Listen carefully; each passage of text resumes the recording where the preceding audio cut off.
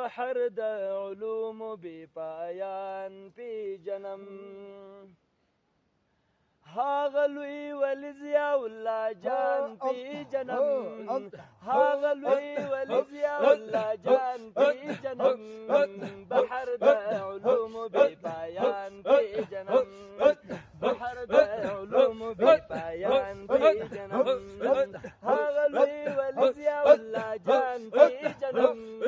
هاغه لوی ولی ضیاء الله جان پی جنم بحر د علوم بی پایان پی جنم بحر د علوم بی پایان پی جنم یو ویل به مبارک صاحب چې تحفه به می دربوي ویل به مبارک صاحب چې تحفه به می دربوي ویل به مبارک صاحب چې تحفه به می دربوي ویل به مبارک صاحب چې تحفه به می دربوي ممتاز ما بقینا په دې شان پی جنم ممتاز ما بقینا په دې شان پی جنم ممتاز ما بقینا په دې شان پی جنم هاغه لوی ولی ضیاء الله جان پی جنم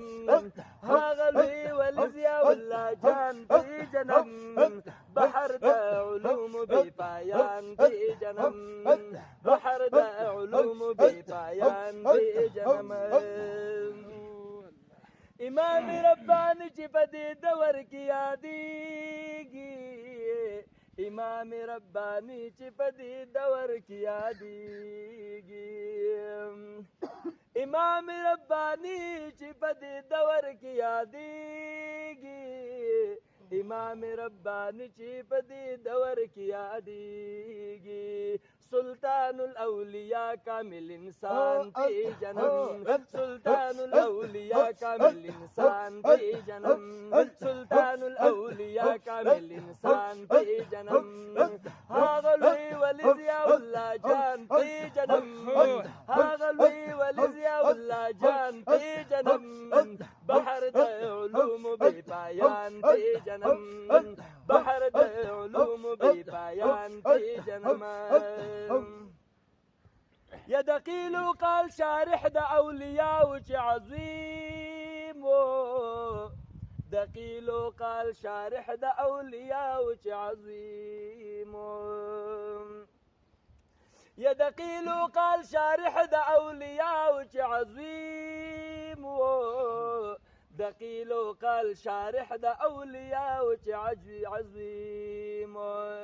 د ټولو اولیاء ترجمان پی جنم د ټولو اولیاء ترجمان پی جنم هاغه لوی ولی ضیاء الله جان پی جنم هاغه لوی ولی ضیاء الله جان پی جنم بحر د علوم بی پایان پی جنم بحر د علوم بی پایان پی جنم هاغه لوی ولی ضیاء الله جان پی جنم هاغه لوی ولی ضیاء الله جان پی جنم بحر د علوم بی پایان پی جنم یا اثر د علمیتی په اولاد کې رونما دے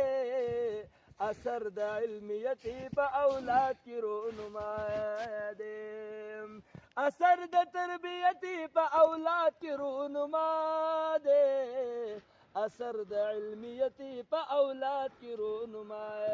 دے یو ځوان مردی میدان په مردان پی جنم یو ځوان مردی میدان په مردان پی جنم